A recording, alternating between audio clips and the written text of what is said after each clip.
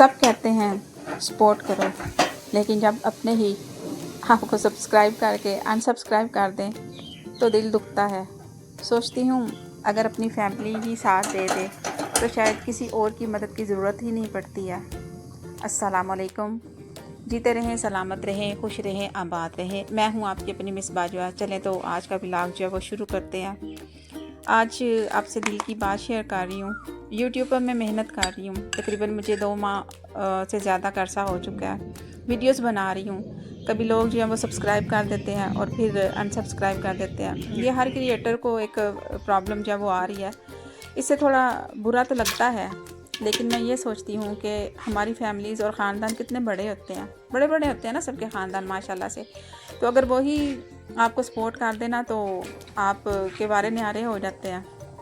अगर अपने हौसला अफजाई कर दें, वीडियोस देखें, लाइक करें, सब्सक्राइब कर दें तो क्रिएटर को कितनी हिम्मत मिलती है। फिर भी मैंने उम्मीद नहीं छोड़ी है और मेहनत जारी रखूँगी, क्योंकि मुझे पता है कि मेहनत एक दिन जो है ना वो ज़रूर रंग लाती है। लेकिन अगर इसमें आपकी इस मेहनत में अगर आपको अपनों का प्यार, अपनों का साथ, अपनों की सपोर्ट मिल जाए तो वो सोने पे सुहागा होता है। मैं जब मैट्रिक क्लास में थी ना तो मैं बहुत ज़्यादा मेहनत करती थी, मुझे शौक़ था पढ़ने का।